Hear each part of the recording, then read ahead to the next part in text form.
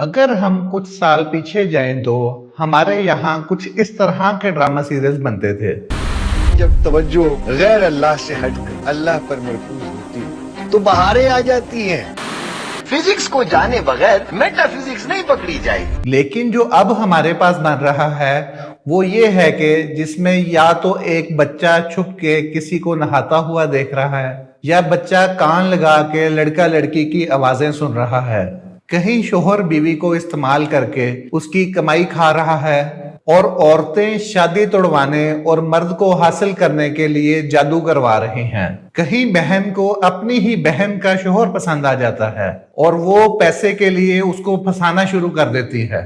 और इन ड्रामों के इस तरह के कैरेक्टर्स की वजह से हमारी सोसाइटी पे असरात कुछ इस तरह के हैं।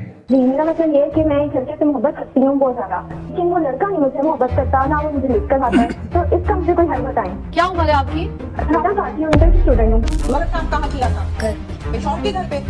आपका क्या लगता था रिश्ते में? गलत बात क्या हुई है? दोस्तों, अगर आपने किसी कंट्री की ज़हनी बुलंदी और पस्ती का अंदाजा लगाना हो तो आप उनके ड्रामा सीरियल्स का कंटेंट देख सकते हो। आज के ड्रामा सीरियल्स का कंटेंट देख के आपको इस बात का बखूबी अंदाजा हो जाएगा कि हमारी सोसाइटी आखिर कहाँ खड़ी है। मिसाल के तौर पे तुर्की एक मुस्लिम कंट्री है, लेकिन अगर आप तुर्की के ज्यादातर ड्रामास देखते हो तो जिन बातों का मैंने अभी जिक्र किया ये बातें उन ड्रामों में देखना एक आम सी बात होगी। ठीक उसी तरह पाकिस्तानी ड्रामा सीरियल्स के कंटेंट से भी इस बात का अंदाजा लगाया जा सकता है कि आज हम आखिर कहाँ खड़े हैं और बिल आखिर हमें किस कुएं में धकेला जा रहा है। यहाँ इस तरह के ड्रामा सीरियल्स बना के हमारी आवाम को ये बताया जा रहा है कि ये सब कुछ दिखाना भी एक आम सी बात है। फिल्मों में जब इंटीमेट सीन्स भी होते हैं, शुरू में होते थे लोग बहुत अनकंफर्टेबल होते थे। आहिस्ता आहिस्ता over the time they started getting used to it and this is something also that people are starting. ये ड्रामा सीरीज देखने वालों में ऐसे ऐसे गंदे नजरिए पैदा कर रहे हैं जो शायद आज से कुछ अरसा पहले तो किसी को पता भी नहीं थे। नाज़रीन, इस किस्म में अज़दवाजी अस्वद दरी यानी मैरिटल रेप को दिखाया गया है। अब बात सोसाइटी को बेहतर बनाने या अच्छा मैसेज डिलीवर करने तक की नहीं है, बल्कि ये टैबू टॉपिक्स को उठा के व्यूअरशिप हासिल करने की और बिजनेस और पैसा कमाने की है। इन्हें इस बात का अंदाजा ही नहीं है कि ये टॉपिक्स हमारी मौजूदा नस्ल में रिश्तों की तमीज और हया को खत्म कर रहे हैं और इससे आने वाली नस्ल इन रिश्तों का एहतराम का जनाजा उठाएगी। आइए जानते हैं पाकिस्तानी ड्रामा के बारे में जिनका अरूज रूहानी तरक्की, सकाफती समझ और समाजी ताल्लुक से हुआ और जिनका जवाल इन टैबू टॉपिक्स पर हुआ।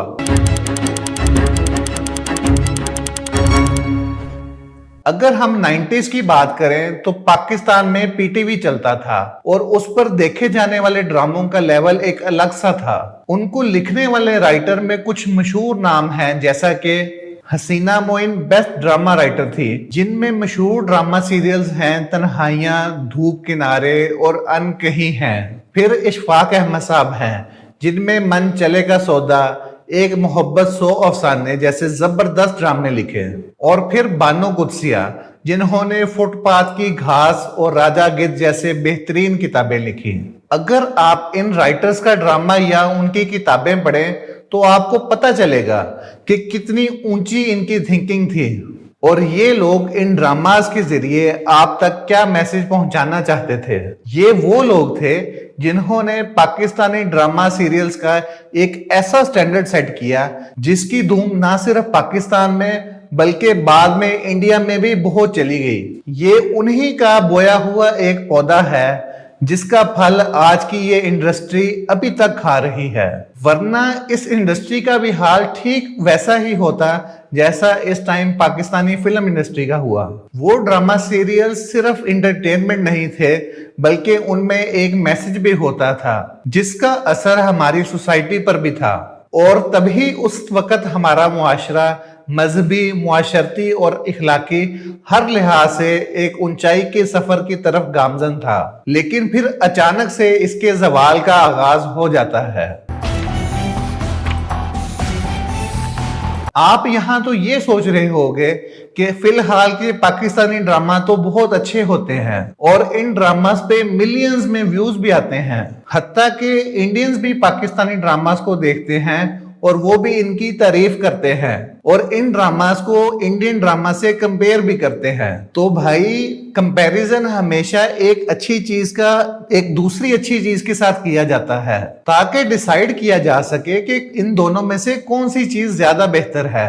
अब इंडियन ड्रामास तो पहले ही इतने खास नहीं थे, तो आप पाकिस्तान के ड्रामास को आखिर इंडियन ड्रामा से कंपेयर ही क्यों करते हो? मेरा ये सवाल है कि क्या आप इंडियन फिल्म इंडस्ट्री को पाकिस्तानी फिल्म इंडस्ट्री से कंपेयर कर सकते हो? नहीं, क्योंकि इन दोनों का कंपैरिजन ही नहीं बनता। ठीक उसी तरह पाकिस्तानी ड्रामास का भी इंडियन ड्रामा से कंपैरिजन ही नहीं बनता। इनका कंपैरिजन तो इनके अपने सेट किए हुए स्टैंडर्ड्स हैं जिनका मैंने पहले भी जिक्र किया।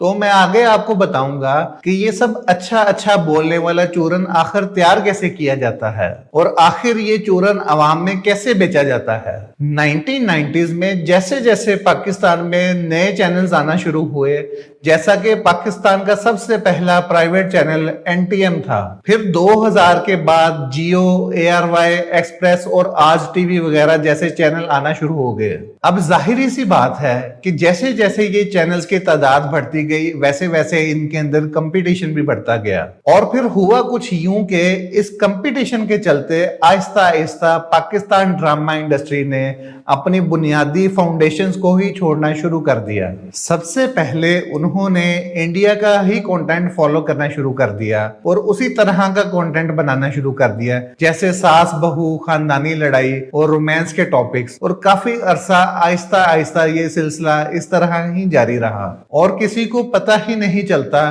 कि हो क्या रहा है और क्या होने वाला है।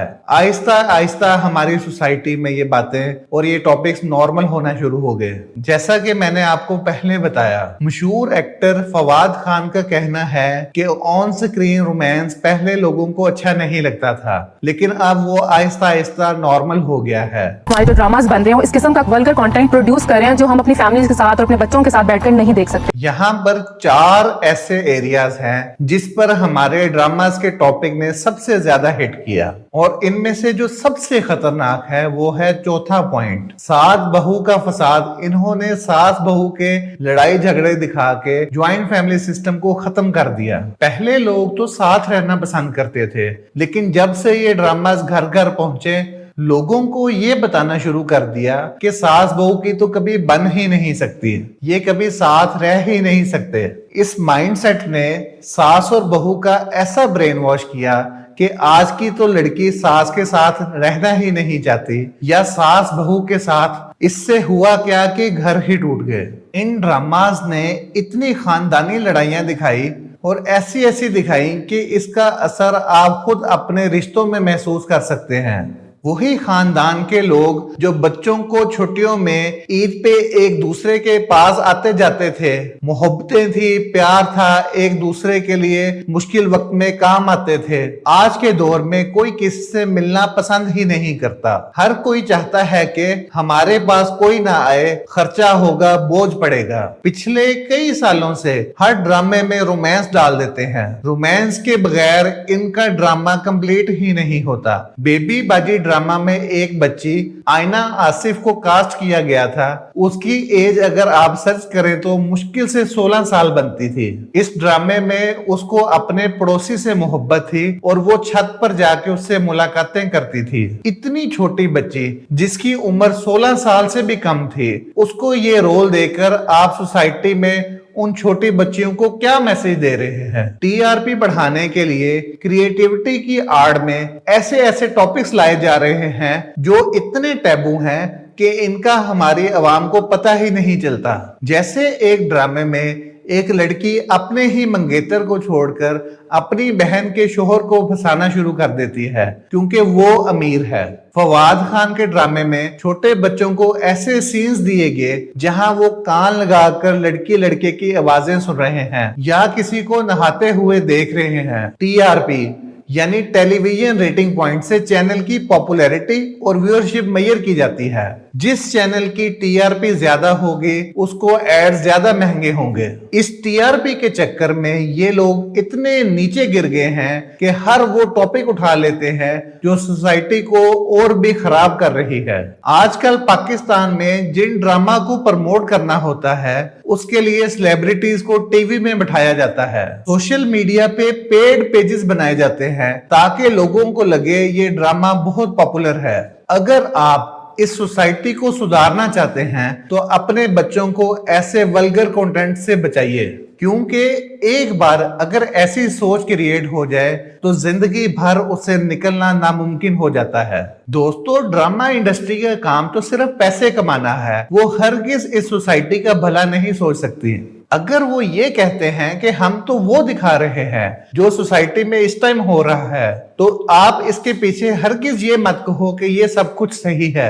आखिर में ये फैसला हमको करना है कि हमने अपनी जनरेशन को क्या दिखाना है, हम इस टाइम क्या कंज्यूम कर रहे हैं, हमारी जनरेशन के लिए क्या ठीक है, इसका फैसला आपने खुद करना है। दोस्तों, ये मेरा एक अवेयरनेस मैसेज था। आपको ये पैगाम कैसा लगा? अगर ये पैगाम अच्छा लगा तो अपनी राय का इजहार कमेंट सेक्शन में कीजिएगा। मुझे आपके कमेंट्स का इंतजार रहेगा। दीजिए इंजीनियर एहतशाम को इजाजत। मिलते हैं किसी नई वीडियो में नए टॉपिक के साथ। अल्लाह हाफिज।